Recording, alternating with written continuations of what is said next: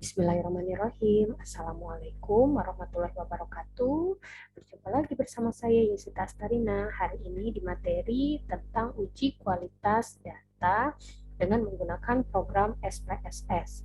Jadi, uji kualitas data itu adalah uji yang dilakukan terhadap instrumen penelitian. Biasanya disebut juga sebagai uji instrumen. Nah, untuk uji kualitas data atau uji instrumen ini dilakukan terhadap penelitian yang menggunakan data yang berasal dari data primer ya, seperti misalnya yang membagikan angket atau kuesioner kepada responden. Jadi, sebelum kita melakukan pengujian terhadap data yang sudah dikumpulkan, kita uji terlebih dahulu kuesioner yang sudah kita buat. Jadi kita bagikan kepada beberapa sampel responden. Jadi apakah kuesioner kita tadi sudah berkualitas atau belum. Nah, untuk uji kualitas data atau uji instrumen itu sendiri terbagi menjadi dua. Yang pertama ada uji validitas, kemudian ada juga uji reliabilitas. Nah, jadi uji validitas, uji keakuratan dari setiap item pertanyaan yang ada di kuesioner yang sudah kita bagikan.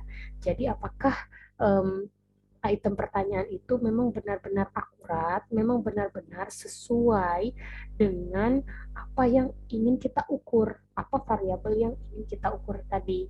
Nah, untuk kriteria dari uji validitas itu sendiri, itu bisa menggunakan bisa menggunakan dua ya kriterianya. Ada kriteria yang disebutkan oleh Azwar di tahun 1992 dan Sugiono 99, di mana menurut Azwar dan Sugiono dengan menggunakan nilai koefisien korelasi produk momen, jika nilai perhitungan dari produk momen ini lebih dari 0,3, berarti indikator atau item pertanyaan dari kuesioner tersebut dikatakan valid. Kemudian bisa juga dengan menggunakan koefisien korelasi produk momen. Jadi yang dibandingkan dengan nilai R-table. Jadi bisa dikatakan koefisien korelasi produk momen itu ada juga yang menyebutnya sebagai R hitung. Jadi kalau nilai R hitungnya lebih besar dari R-table, maka item pertanyaan di kuesioner itu dikatakan valid dengan syarat nilai signifikansinya kurang dari sama dengan alfa.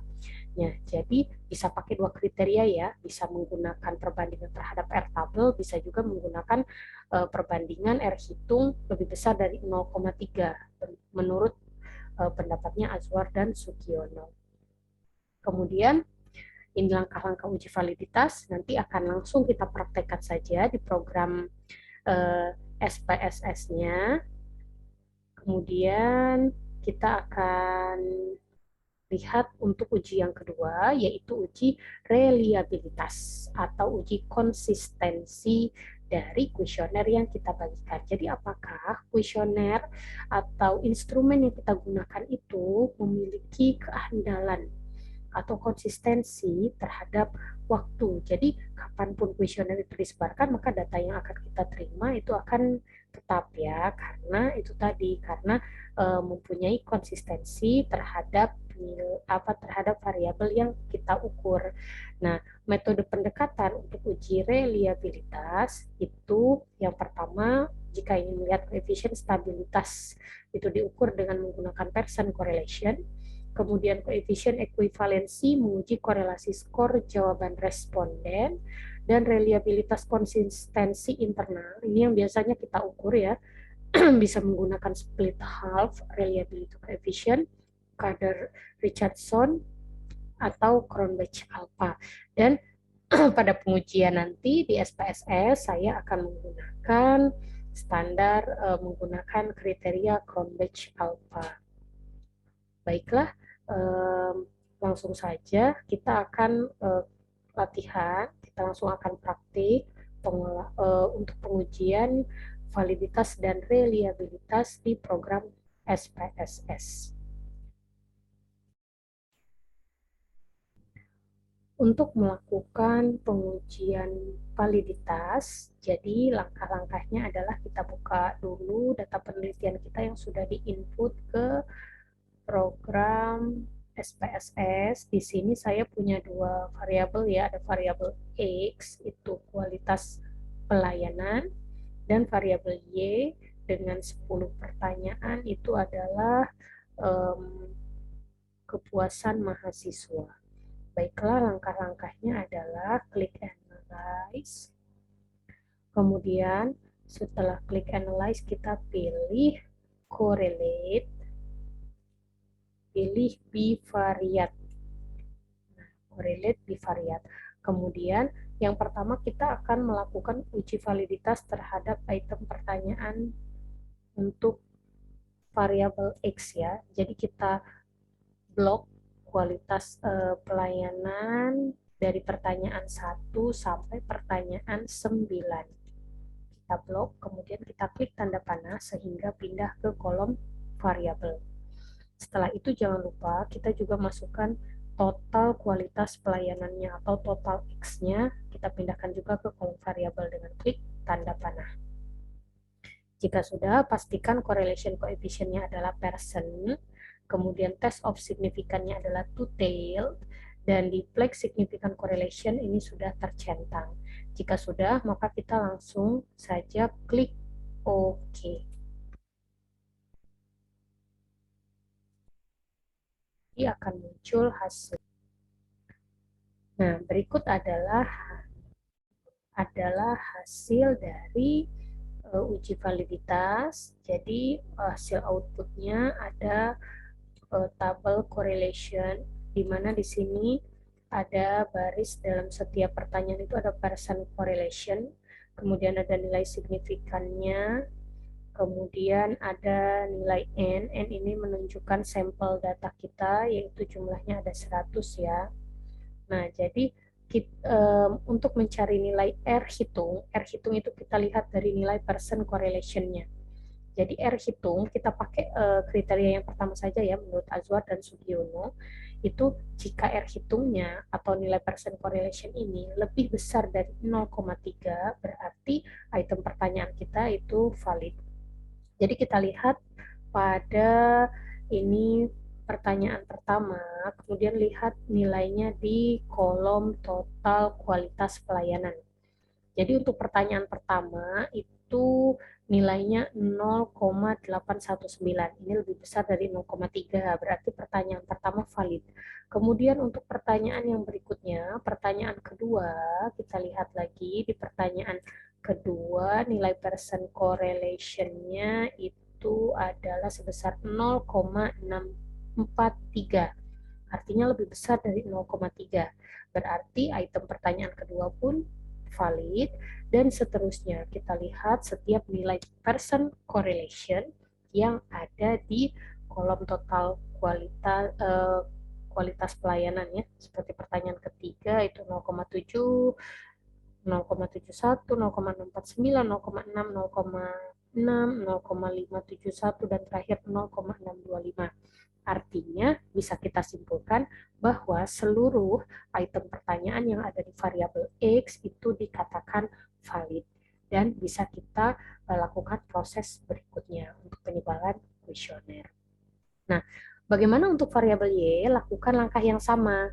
Jadi, kalau tadi yang kita masukkan adalah seluruh pertanyaan variabel X dan total X, sekarang untuk variabel Y jangan lupa. Jadi, klik analyze lagi, kemudian pilih correlate bivariate, masukkan item pertanyaan untuk variabel Y dan total Y-nya. Kemudian kita klik OK, nanti muncul hasil seperti ini dan lakukan analisis yang sama terhadap data hasil olah datanya. Baiklah, sekarang kita akan lanjut ke analisis atau uji reliabilitas atau uji keandalan. Nah, jadi kita bisa melakukan prosesnya, kita kembali lagi ke data penelitian kita ya. Jadi supaya lebih paham.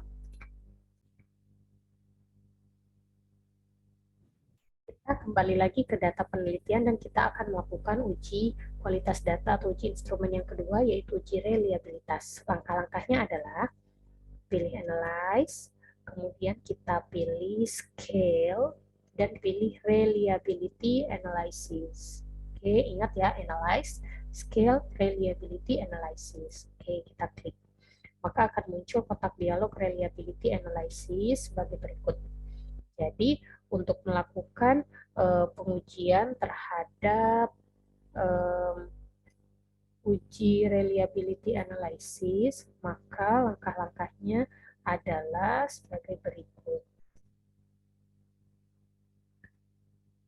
Langkah-langkahnya adalah kita klik kita masukkan seluruh pertanyaan variabel X1 ke dalam kolom item. Jadi X1 kita blok sampai X9. Kemudian kita klik tanda panah, sudah pindah ke item. Jadi kita lakukan langkahnya satu persatu ya. Ini untuk variabel X terlebih dahulu. Kemudian pastikan modelnya alpha karena kita akan menggunakan kriteria Cronbach alpha. Kalau sudah, kita klik OK.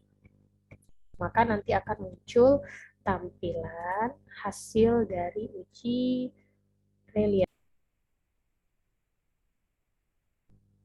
Nah, untuk uji reliabilitas hasilnya sebagai berikut. Jadi ada tabel case processing summary. Ini adalah untuk sebagai ringkasan saja bahwa data yang kita input itu adalah 100 sampel valid ya. Kemudian ada tabel reliability statistik. Nah, ini adalah hasil dari penguji reliabilitas. Jadi lihat nilai Cronbach alpha-nya. Jadi kriterianya adalah jika nilai Cronbach alpha itu lebih besar dari 0,6, artinya instrumen penelitian kita itu bisa dikatakan reliable. Jadi di sini nilai 0,852 itu lebih besar dari 0,6 ya, sehingga instrumen penelitian kita itu reliable. Begitu juga untuk instrumen penelitian di atau item-item pertanyaan yang ada di variabel Y, lakukan hal yang sama seperti tadi untuk melakukan uji reliabilitas, yaitu pilih analyze, jangan lupa ya, pilih analyze, kemudian pilih scale reliability analysis, kemudian masukkan seluruh pertanyaan dari variabel Y dan lakukan hal yang sama untuk melakukan analisisnya. Nah, jadi itulah tadi untuk uji kualitas. Semoga apa yang sudah kita praktekkan hari ini itu bisa diimplementasikan oleh teman-teman semua ketika akan melakukan uji kualitas data atau uji instrumen penelitiannya. Baiklah, terima kasih sampai di sini untuk video hari ini. Saya akhiri. Wassalamualaikum warahmatullahi wabarakatuh.